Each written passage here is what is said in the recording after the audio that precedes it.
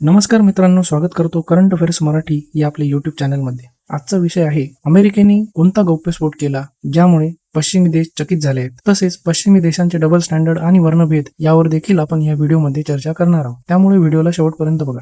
Russia आणि Ukraine युद्धाला सुरू होऊन जवळपास 2 वर्षांहून अधिक काळ झाला आहे, पण हे युद्ध काही थांबण्याच्या परिस्थितीमध्ये दिसत नाही. सर्व जगाच्या मीडिया आउटलेट्सचे लक्ष या युद्धावरती बारकाईने आहे. CNN ही एक अमेरिकन न्यूज एजन्सी आहे आणि CNN ही जगातली सर्वात मोठी न्यूज एजन्सी देखील आहे. त्यांनी आतापर्यंत रशिया युक्रेन युद्धामध्ये अनेक महत्त्वाचे खुलासे केले आहेत. आता सर्वात लेटेस्ट खुलासा या CNN एजन्सी कडूनच करण्यात आला आहे. CNN बद्दल मी तुम्हाला थोडक्यात सांगतो की आजपर्यंत CNN ने भारताविषयी कधीही चांगली बातमी दिलेली नाही. भारतात शेकडो चांगल्या गोष्टी होतात, पण CNN एजन्सी हे सर्व सोडून फक्त भारताविषयी निगेटिव्ह गोष्टी पसरवण्यात किंवा त्यांची न्यूज बनवण्यामध्ये इंटरेस्टेड असते. आता याच एजन्सीने एक गौप्यस्फोट केला आहे. CNNच्या म्हणण्यानुसार 2022 मध्ये रशिया युक्रेनवरती न्यूक्लिअर स्ट्राईक करणार होता. त्यावेळेला अमेरिकेने भारताला सांगितले काय मित्रांनो, तर विनवणी केली की तुम्ही रशियाला न्यूक्लिअर बॉम्ब वापरण्यापासून थांबवा.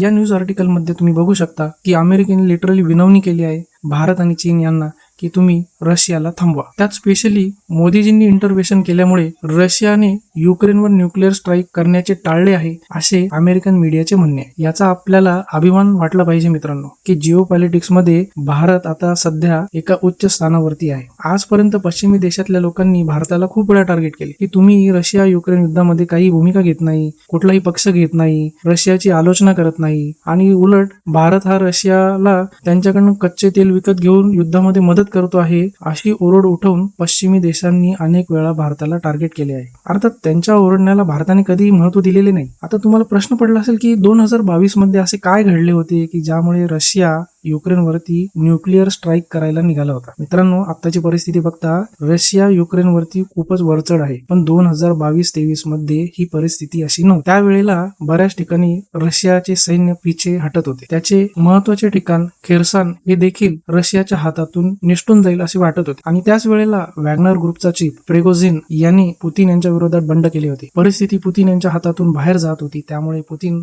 भयानक चिडलेले होते आणि त्यामुळेच पुतीन यांनी न्यूक्लिअर स्ट्राईक करण्याची तयारी केली होती. ऑक्टोबर 2022 मध्ये रशियाचे रक्षामंत्री सर्गेई शोइगू यांनी अमेरिका, फ्रान्स तसे अनेक पश्चिमी देशांना फोन करून सांगितले की युक्रेनची राजधानी कीव येथून रशियन सैन्यावरती एक डर्टी बॉम्बचा प्रयोग केला जाणार आहे अशी माहिती आमच्या सूत्रांनी दिली आहे. जर ही बातमी कन्फर्म झाली तर रशिया युक्रेनवरती एक टॅक्टिकल न्यूक्लिअर स्ट्राईक करेल असे ठणकावून रशियाचे रक्षामंत्री यांनी पश्चिमी देशांना सांगितलं. मित्रांनो, टॅक्टिकल न्यूक्लिअर स्ट्राईक किंवा टॅक्टिकल न्यूक्लिअर बॉम्ब हा काय असतो ते आपण थोडक्यात जाणून घेऊ. टॅक्टिकल न्यूक्लिअर बॉम्ब हा फुल फ्लेज किंवा मोठ्या साईजचा न्यूक्लिअर बॉम्ब नसतो. एक छोट्या साईजचा न्यूक्लिअर बॉम्ब असतो की जो एक विशिष्ट छोटासा एरिया टार्गेट करण्यासाठी बनवलेला असतो. त्यापासून होणारी हानी ही लिमिटेड प्रमाणात असते. युक्रेनच्या लोकांमध्ये भीती बसवण्यासाठी आणि त्यांचे मानसिक खच्चीकरण करण्यासाठी कदाचित रशिया या टॅक्टिकल न्यूक्लिअर बॉम्बचा प्रयोग करणार असावा असा अंदाज जाणकारांनी लावला होता. या बातमीच्या कन्फर्मेशनमुळे अमेरिकेच्या खूप हालचाली सुरू झाल्या होत्या. आता रशिया युक्रेनवर स्ट्राईक करणार तर त्यामध्ये अमेरिका एवढा काय ऍक्टिव्ह झाला होता, तर त्याचे कारण आहे युक्रेनमध्ये अमेरिकेचे नागरिक राहतात, तसेच रिटायर्ड सोल्जर्सही राहतात. जर रशियाने न्यूक्लिअर स्ट्राईक केला असता तर या अमेरिकन लोकांना तिथून बाहेर कसे काढायचे, तसेच न्यूक्लिअर स्ट्राईकमुळे होणाऱ्या गंभीर परिणामांना तोंड कसे द्यायचे याची तयारी अमेरिकेने मोठ्या प्रमाणावर केली होती. पण पंतप्रधान मोदीजींच्या this is not an era of war म्हणजे हे युद्धाचे युग नाही या वाक्याने कदाचित पुतीन यांचे मन वळले असावे आणि त्यामुळेच कदाचित न्यूक्लिअर स्ट्राईक टाळला गेला असावा. पण आज जेव्हा पश्चिमी देशांना ही गोष्ट समजेल की भारतामुळेच युक्रेनवरील न्यूक्लिअर हल्ला झाला नाही, तेव्हा त्यांना हे मान्य करावे लागेल की भारताने युक्रेनसाठी किती मोठे काम केले आहे. पश्चिमी देश पूर्वीपासूनच रेसिस्ट आहे, म्हणजे रेसिझमच्या नावावरती हा मोठा तो छोटा, नस्लभेद करायचे, वर्णभेद करायचे, लोकांना डिव्हाइड करायचे हे काम ते पूर्वीपासूनच करत आले आहे. याचे एक्झाम्पलही तुम्ही पुढे बघू शकता. युक्रेनचे राष्ट्रपती झेलेन्स्की यांचे सल्लागार हे भारत आणि चीनच्या लोकांविषयी काय म्हणत आहेत ते या व्हिडिओमध्ये बघा. Проблема этих стран в том, что они не анализируют последствия собственных шагов. Слабый интеллектуальный потенциал этих стран, к सожалению.